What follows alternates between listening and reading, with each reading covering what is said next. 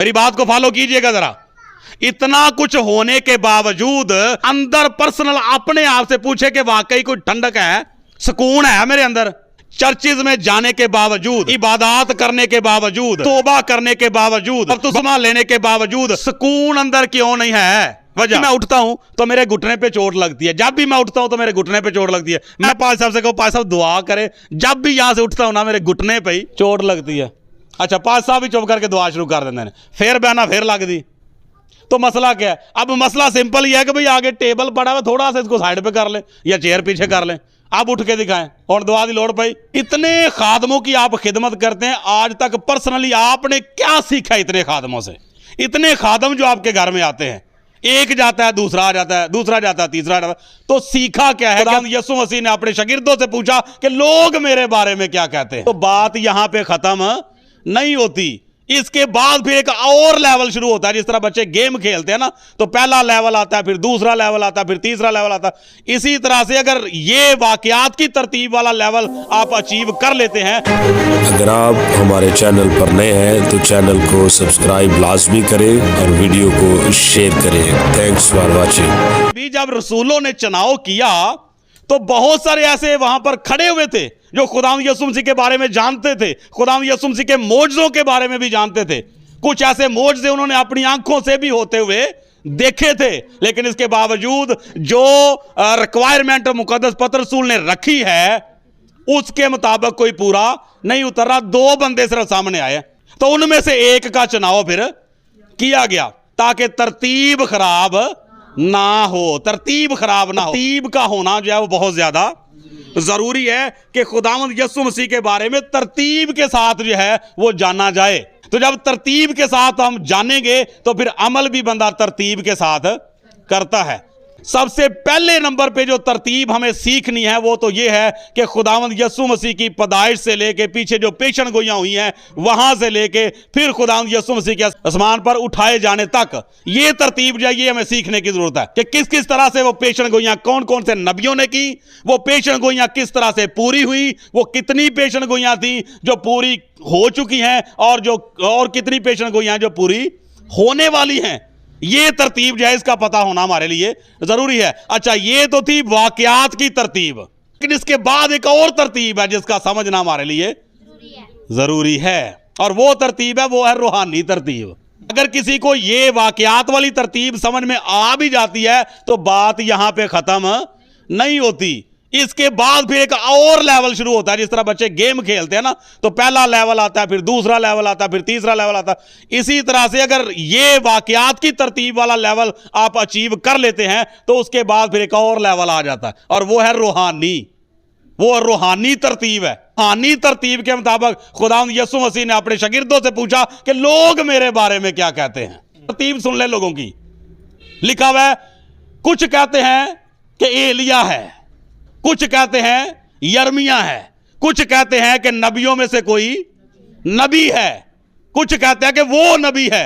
हेरोदिस की तरतीब सुन ले कि यूहन्ना बपतिस्मा देने वाला जी उठा, पड़ा हुआ है किसी ने कि नहीं? जब गए तो वो क्या समझ रहा है कि यूहन्ना बपतिस्मा देने वाला जब वो जी उठा हुआ है, तो ये भी एक तरतीब है।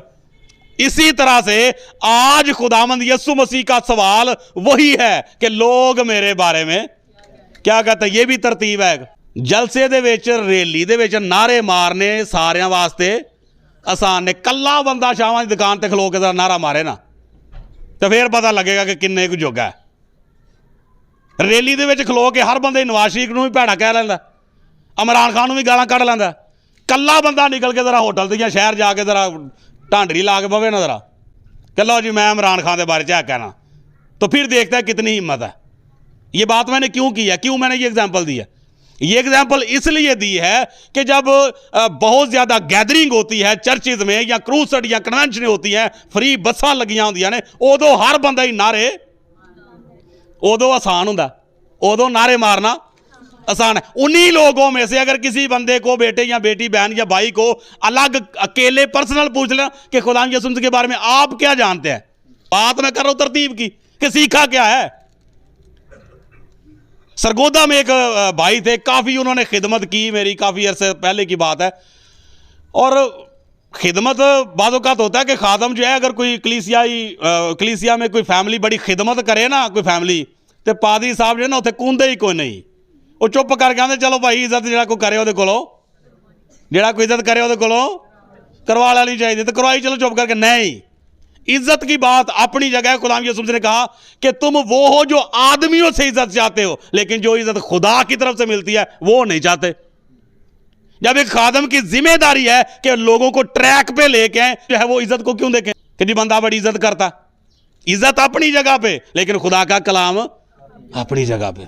अच्छा, तो वो और भी, मैंने कुछ अर्सा जब हर माह मेरा विजिट वहां पर होता था, तो उन्होंने बड़ी खिदमत करनी, खाना भी बनाना और हदिया चंदा भी देना। तो मैंने भाई यासर से पूछा, मैंने कहा इसके क्या हिसाब है भाई का? तो कहने लगे जी ये सारे खादमों की बड़ी खिदमत करते हैं। मैंने कहा जी बड़ी बात है, फिर तो ये तो बड़ी अच्छी बात है। तो खैर 2-3 दफा उसने मेरे जाने पे इस तरह खिदमत की, लेकिन मेरे से फिर वो खिदमत मैनू हजम।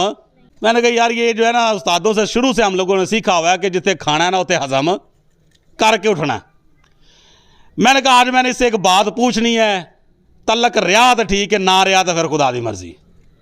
मैंने उससे पूछा, मैंने कहा भाईजान बड़ा अच्छा लगता है कि खुदावंद आपको बरकत दे, आप खिदमत करते हैं, इतने खादमों की आप खिदमत करते हैं, आज तक पर्सनली आपने क्या सीखा इतने खादमों से? इतने खादम जो आपके घर में आते हैं, एक जाता है, दूसरा आ जाता है, दूसरा जाता है, तीसरा जाता है, तो सीखा क्या है? क्या तरतीब के बारे में पता है आपको? नो, फिर मामला हो गया खराब। तरतीब के बारे में जब बात की तो उस वक्त जो है वो फिर थोड़ा मसला खराब हुआ। तो मुख्तसर यही मैं आपको आज बताना चाह रहा हूं कि तरतीब का होना बहुत ज्यादा जरूरी है। मुकद्दस पौलुस रसूल के दौरे हयात में, रसूलों के दौरे हयात में ही कड़वी जड़ें फूटना शुरू हो गई, जिन्होंने उठ के तो सारी तरतीब को खराब कर दिया। तरतीब खराब किस तरह होती है और ये किस तरह से मामला खराब होना शुरू हुआ? अमाल की किताब 15वां चैप्टर उसकी पहली आयत से पढ़ते हैं तो लिखा हुआ है, बाद लोग यहूदिया से आकर भाइयों को तालीम देने लगे कि अगर मूसा की रस्म के मुवाफिक तुम्हारा खतना ना हो तो तुम नजात नहीं पा सकते। जब पलूस और बरनाबास की उनसे बहुत तकरार और बहस हुई तो कलीसिया ने यह फैसला किया, यह ठहराया कि पलूस और बरनाबास उनमें से चंद और शख्स इस मसला के लिए रसूलों और बुजुर्गों के पास यरूशलेम जाएं। कहां पे जाएं? किन के पास? वजह रसूलों के पास जाएं। वजह क्योंकि तरतीब उनके पास है, क्योंकि पलूस रसूल ने जरा नई नई तौबा की थी ना, है तो खुदा की तरफ से था मामला सारा, लेकिन कुछ लोग जो हैं वो उसकी बात पे यकीन नहीं करते थे। तो फिर कलीसिया ने फैसला किया कि अगर नहीं समझ में आ रही बात तो यरूशलेम में चले, रसूलों के पास, बुजुर्गों के पास, जिनके पास तरतीब है उनसे जाकर पूछ लेते हैं। तो यहां पर पहली मर्तबा जो है वो तरतीब खराब होना शुरू होती है। तो बहुत सारे ऐसे हवाला जात हमें मिलते हैं। पहला करंथियों 11वां चैप्टर जो कि अक्सर अशायर बानी के मौका पर पढ़ा जाता है, उसके एंड पे जाके आप देखें ना तो वहां पर लिखा हुआ है, मुकद्दस पौलुस रसूल बयान फरमाते हैं कि बाकी बातों को मैं आके दुरुस्त कर दूंगा। करंथस की कलीसिया को खत लिखा गया, बाकी बातों को आके मैं, क्यों? वजह बताएं। दुरुस्त जब लफ्ज इस्तेमाल होता है तो क्यों होता है कि बाकी बातों को मैं आके दुरुस्त कर दूंगा? क्यों? क्योंकि तरतीब खराब हो चुकी हुई थी।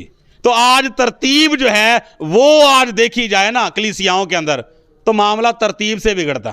बाकी नारे बड़े अच्छे होते हैं और भी सारा कुछ बहुत अच्छा होता है, लेकिन कई मरतबा जब खुदा के कलाम के अकॉर्डिंग रसूलों की तरतीब के मुताबिक जब उनको मैयर किया जाता है, उनकी नापतोल की जाती है, उनकी पैमाइश की जाती है, तो वो फिर तोल में कम निकल आते हैं, उनकी तरतीब ठीक नहीं होती। तो मेरा ख्याल है अक्सर जो है जब मेरे से कोई दुआ के लिए लोग कहते हैं तो कई मरतबा दुआ की बजाय उनको मैं मशवरा देता हूं कि भाई अपनी तरतीब सीधी करें।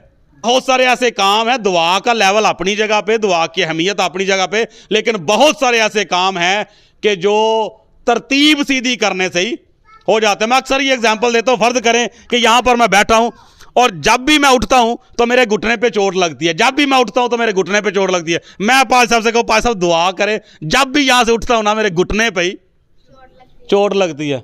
अच्छा, पाल साहब भी चुप करके दुआ शुरू कर देंगे, फिर बहना फिर लगती। तो मसला क्या है? अब मसला सिंपल ही है कि भाई आगे टेबल पड़ा हुआ, थोड़ा सा इसको साइड पे कर लें या चेयर पीछे कर लें, अब उठ के दिखाएं और दुआ की लोड़ पई। तो अब दुआ से मामला सीधा हुआ या तरतीब से? आज जिंदगियों की तरतीब खराब है। असल बात जो मैं आपको बताना चाह रहा हूं, आज जिंदगियों की तरतीब खराब हुई है। चर्चिज में जाने के बावजूद, इबादत करने के बावजूद, तौबा करने के बावजूद, बपतिस्मा लेने के बावजूद सुकून अंदर क्यों नहीं है? वजह, मेरी बात को फॉलो कीजिएगा जरा। इतना कुछ होने के बावजूद अंदर पर्सनल अपने आप से पूछे कि वाकई कोई ठंडक है, सुकून है मेरे अंदर? जब लोगों में बैठना है या गैदरिंग में बैठना है, उदों जो ना वो गिरगेटां को रंग फड़ जाना है। ਜਿਹੜੀ टोली ਦੇ ਵਿੱਚ ਬਹਿਣਾ ਉਂਝ ਦਾ ਹੀ रंग फड़ ਲੈਣਾ। ਜੇ ਪਾਦਰੀਆਂ 'ਚ ਬਹਿਣਾ ਤਾਂ ਪਾਦਰੀ ਬਣ ਜਾਣਾ। ਜੇ ਦੂਸਰੀ ਟੀਮ 'ਚ ਬੈਠੇ ਆ ਤਾਂ ਫਿਰ ਉਹ ਉਂਝ ਦਾ ਹੋ ਜਾਣਾ। ਜੇ ਕਿਤੇ ਵਿਆਹ ਸ਼ਾਦੀ ਤੇ ਗਏ ਨੇ ਫਿਰ ਉਹਨਾਂ ਦਾ ਰੰਗ ਚੜ ਜਾਣਾ। ਅੱਡੀ ਉੱਥੇ ਵੀ ਜਿਹੜੀ ਹੈ ਨਾ ਇੰਝ ਹੋਣ ਲੱਗ ਪੈਂਦੀ ਹੈ। तो सुकून कितों आवे? तो तरतीब जो है, दुआ में अक्सर ये लफ्ज बोले जाते हैं कि हमारा खुदा जो है वो तरतीब का खुदा। तो सबसे पहली तरतीब कहां पे सीधी करनी है? फिर चर्चिज भी बाद में आते हैं, कलीसियाएं भी बाद में आती हैं। सबसे पहली तरतीब तो अपने अंदर की सीधी करनी है। तो इसलिए खुदावंद के मुकद्दस कलाम के मुताबिक तरतीब के बारे में आज हम लोगों ने बात की है कि खुदावंद हमारा खुदा वाकई तरतीब का खुदा है। तो सबसे पहली तरतीब जो वो देखना चाहता है वो मेरी और आपकी जिंदगी के अंदर है कि हमारी जिंदगियों की तरतीब ठीक है कि नहीं। जिंदगियों की तरतीब ठीक होगी तो फिर घर में भी कोई तरतीब नजर आएगी। जब घर में कोई तरतीब नजर आएगी ना, फिर बंदा चुप करके 10 बजन तो पहले ही चर्च पहुंचे आता। छुट्टी भी हो तो लंबी तान के सौ रहा है, मौज लगी। क्यों? वजह क्योंकि तरतीब को नहीं ना। जेड़े वेले लभी उस वेले खा ली, ना भी मिली तो भी ठीक है, जे लभ गई तो भी ठीक है। जो भी हिसाब चलिया चलन दो। आमीन है। तो भैन ने आख्या भाई साहब है दुध के उत्ते मलाई है, इनू ला लीए। उन्हें कहा नहीं, सादा कि स्वादा ना साने मलाई आउन दो। जो मर्जी पे आवे, जिंद की मर्जी पे जिंदगी गुजरे, ठीक है। जो पादी साहब आए उदों उन्होंने भी क्या बात है भाई, 2-4 हवाले जो है वो उनके साथ भी शेयर कर लिए। कोई ना कोई सवाल उन्होंने आगे भी तर चढ़िया तो पाद साहब को पता चले कि बंदा ठीक है। सारी बातें अपनी जगह पे। मैं बात ये कर रहा हूं, अपने आप से पूछना है। किससे? अपने आप से। जब कोई समझे ना कि हुण मैनूं कोई काम नहीं, हुण वेला वां या वेली आं, बिल्कुल उदों सोचना है कि मेरे अंदर कोई सुकून का भोरा है। ये तो लगा कि वाकई सुकून है तो इसका मतलब है कि कोई तरतीब है। अगर ना फील हुआ तो फिर तरतीब सीधी करिएगा, बाकी मामले खुदा खुद बखुद ही सीधे कर देगा। हालेलुया। खुदा आप सबको बरकत दे आज के पाक कलाम के वसीला से, आमीन। इस तरह की मज़ीद वीडियोस देखने के लिए हमारे चैनल को सब्सक्राइब लाजमी करें और बेल आइकन को प्रेस करें ताकि हर नई आने वाली वीडियो बर वक्त आप तक पहुंच सके। Thanks for watching.